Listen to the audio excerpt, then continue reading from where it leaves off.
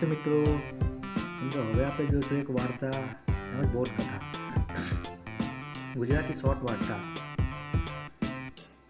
એક ફકીરે રાજાને થોડા રૂપિયા દાનમાં આપ્યા અને પછી શું થયું તે સાંભળો. ગુજરાતી શોર્ટ વાર્તા બહુ જ જૂના જમાનાની વાત છે. એક સામાન્ય માણસ હતો, બહુ ધન્યવાન પણ નહીં અને સાવ ગરીબ પણ નહીં. એ દાન ધર્મમાં ખૂબ જ માનતો હતો. એ કમાઈ એનો 20% હિસ્સો એ દાનમાં આપી દેતો હતો. પોતાને સુખ સગવડોને બહુ મોહ નહોતો. એક દિવસ એ કેટલાક ગરીબોને રૂપિયા દાનમાં આપી રહ્યો હતો. એની આસપાસ ભારે ભીડ હતી. લોકો એક રૂપિયા માટે એની સામે હાથ લંબાવી રહ્યા હતા. એ માણસે બધાને એક તરફ ઊભા રાખી દીધા અને દાન આપવા માંડ્યું. એક પછી એક વ્યક્તિને દાન આપી રહ્યો હતો. ત્યાંથી નગરનો રાજા પસાર થયો. આ ફકીર જેવા માણસો રાજાને ઊભા રાખ્યા અને એના હાથમાં પણ રૂપિયાના સિક્કા મૂકી દીધા. રાજાને ગુસ્સો પણ ચડ્યો અને આશ્ચર્ય પણ થયું. રાજાએ ફકીરને ઊભો રાખ્યો અને પૂછ્યું, ભાઈ, તને ખબર છે હું કોણ છું? ફકીરે કહ્યું, હા, તમે આ નગરના રાજા છો. તો પણ મને તું આ રૂપિયાનું ચંદ સિક્કાનું દાન આપે છે. તને ખબર છે મારી સંપત્તિ કેટલી છે? મારી પાસે આવા સોનાના સિક્કાઓ ઓરડા ભર્યા છે.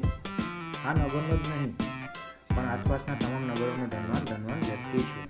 આ રીતે મને આ રૂપિયા આપીને તે જાણી જોઈને મારું અપમાન કર્યું હોય એવું લાગે છે. આ માટે તેને સજા કરવી પડશે.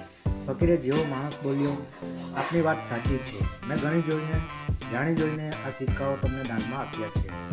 કારણ કે આપને ભ્રમ છે કે તમે ધનવાન વ્યક્તિ છો. ધનવાન વ્યક્તિ છો. તમે ધનવાન નથી રાજન. તમે તો આ નગર અને આસપાસના તમામ નગરના ગરીબમાં ગરીબ વ્યક્તિ છો. રાજા ગુસ્સે ભરાયો.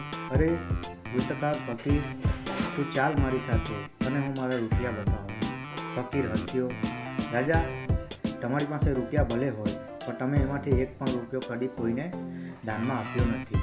તમારી પાસે ભલે ગમે તેટલું ધન હોય પણ તમે જ હજુ તૃપ્ત થયા નથી, એટલે તમે ગરીબ જ કહેવાય.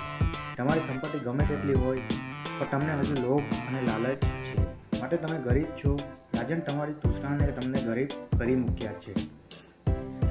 જે માણસનું દાન ધર્મમાં નથી વપરાતું અને જે માણસને અતિશય ધન હોવા છતાં પણ તે બીજાના દાન નથી આપતો, તે ગરીબ છે. માટે મેં તમને પણ દાન આપ્યું છે. ફકીરની વાત સાંભળીને રાજા શરમાઈ ગયો. એની માફી માંગી અને કહ્યું, ફકીર, આજે તો તમે આંખો ખોલી દીધી છે. આજથી હું સંકલ્પ કરું છું કે ધનની લાલચ છોડી દઈશ અને દાન ધર્મમાં રૂપિયા વાપરીશ. ફકીર બોલ્યો, તો હવે તમે ખરા ધનવાન કહેલાયો. દુનિયાના લાખો કરોડો ગરીબ છે પણ આપણને દેખાતા નથી, કારણ કે આપણી ઈચ્છા નથી. મિત્રો, આ હતી એક શોર્ટ સ્ટોરી.